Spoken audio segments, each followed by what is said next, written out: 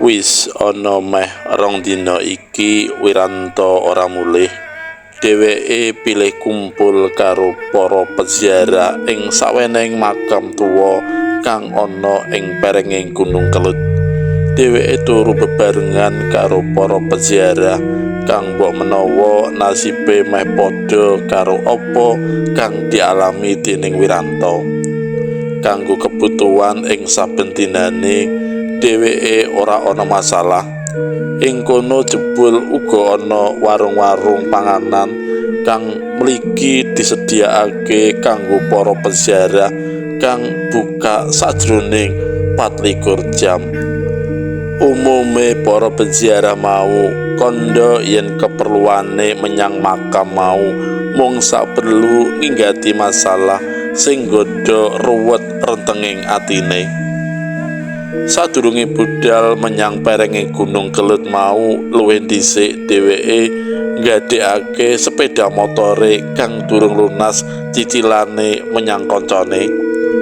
Duit asile oleh nggadekake sepeda motore digunakake kanggo keperluan saksuwene dheweke nepi ana perenge Kelut.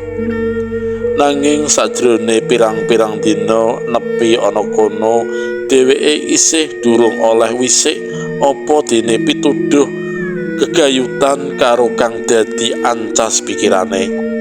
Kang kaya mangkono mau ndadekake pikirane tambah ruwet.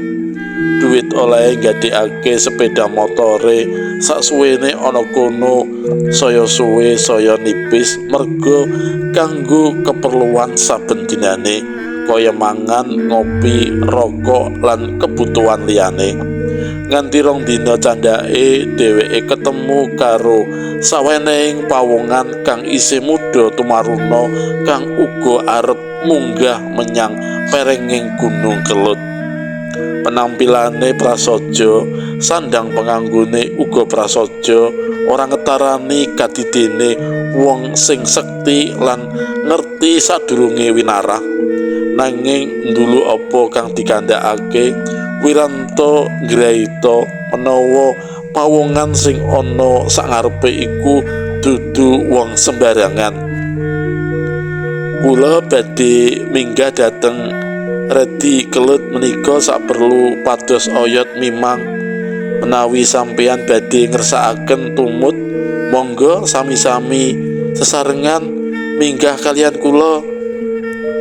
Saka apa kang dikandhakake dening pawongan sing lagi dikenal mau, Wiranto weruh yen oyot mimang mono duweni khasiat sing akeh manfaate. Salah sijine yaiku bisa kanggo nambah kepercayaan marang diri pribadi serta kanggo nambah kawibawan.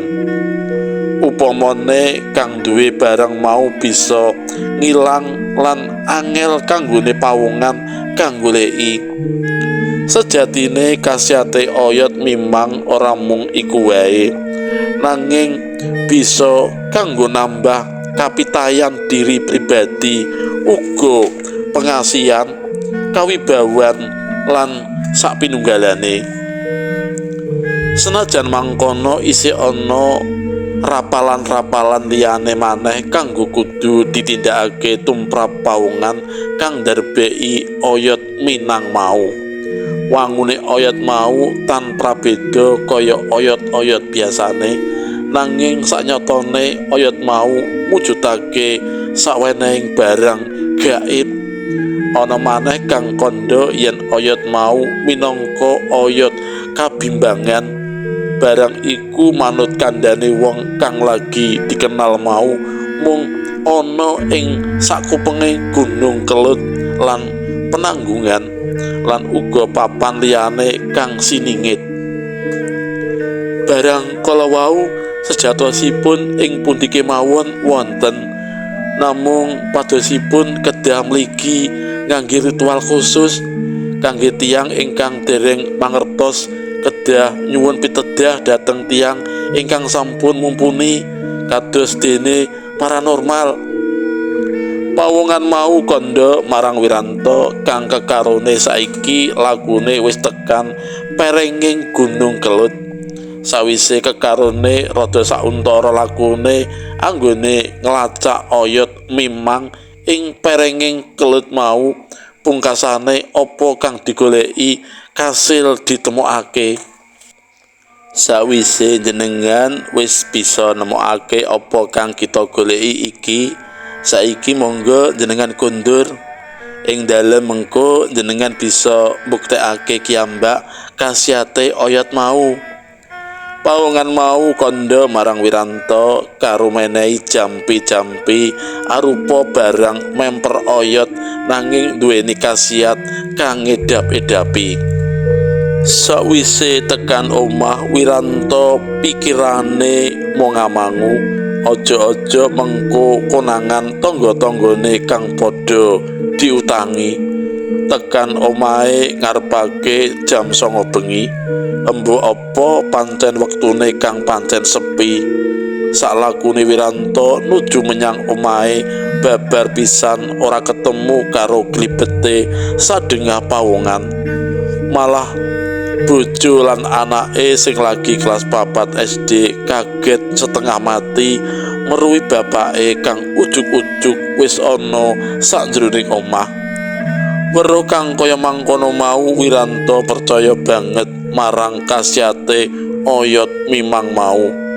Sadurunge metu saka omahe, dheweke luwih dhisik ngrapal mantra-mantra kang diajarake dening pawongan misterius kang padha bebarengan blusukan ana sajroning alas greng Gunung Kelut. Wiwit dina iku akeh pawongan sing diutangi kandha yen Wiranto angel golek-golekane. Ning koso baline dheweke goleki pawongan sing dikarepake ora gantalan dina mesti enggal ketemune. Sawise duweni jimat mau, dheweke saiki rumangsa duweni ketenangan jroning batin sajrone nyambut gawe dadi tukang batu apa dene penggawean apa wae. Sawise duweni oyot mimang mau, uripe rumangsa tentrem, kabeh utang-utange setitik mboko setitik bisa dilunasi. Ning dilalah wong kuwi yen wis pinaringan nikmat lan kecukupan dening Kang Maha Kuwasa, kadangkala terus lali purwa duksina kaya dene Wiranto. Keblate dadi minger bareng oleh-olehane sangka Gunung Kelut mau dienggo sembranan kanggo nggonjak bojoning liyan. Mbah wis ping pira oleh nerak pager ayu ngrusuhi bojoning liyan, dupeh oleh tumindak nyasar kang kaya mangkono mau ora konangan sing lanang lan sing wadone bisane mung sumarah tumindake mau dadi kedlarung-dlarung. Sisiane dhewe kang butuhake olah kridaning asmara babar blas wis ora tau kesenggol. Beteke kadung kesenengan ngrusuhi bojone liyan tanpa ana sing aru-biru.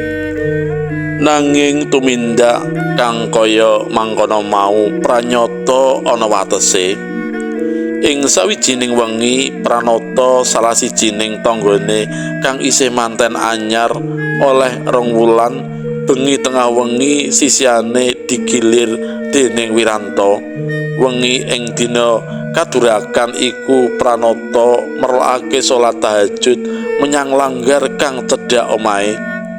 Sajrone nindakake salat mau, dheweke atine rumangsa goreh candrane sing wadon kang ditinggal menyang langgar mau, wewayangane kang ayu tansah kemlibet ana ngarepe.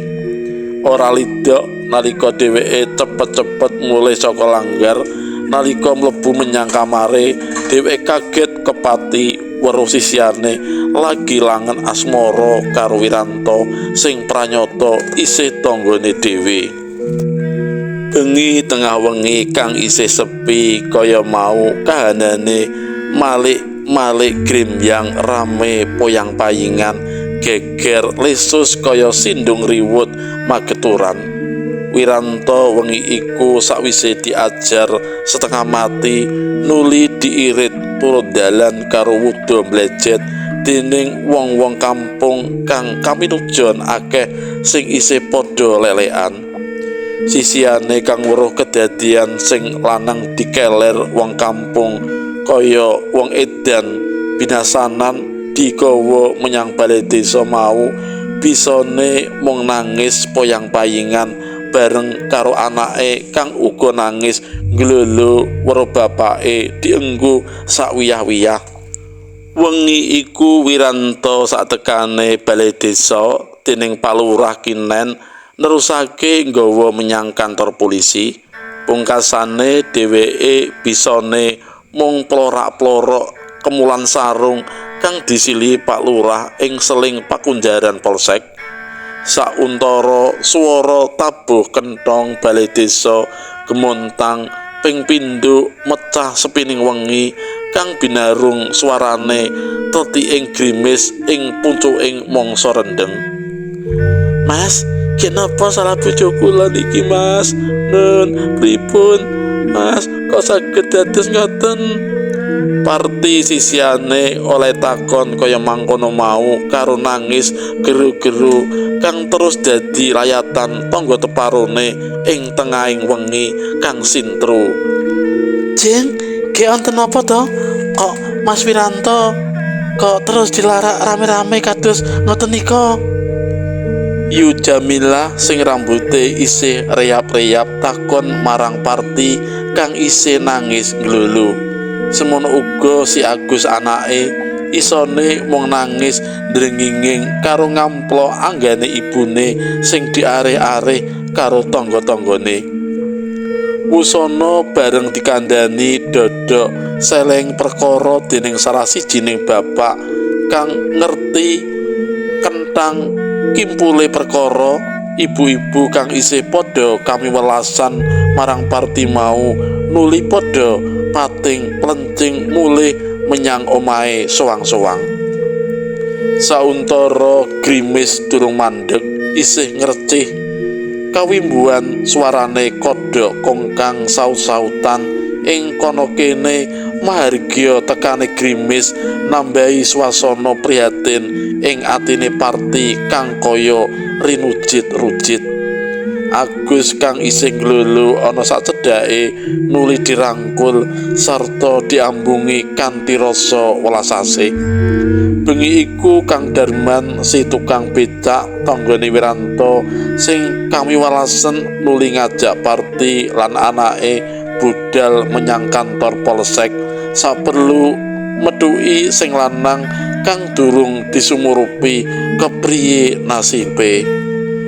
Parti sisihane durung ngerti menawa lelakon sing dialami dening Wiranto ing wengi iku jalaran rumasuke jimat sangka perenge gunung Cutel.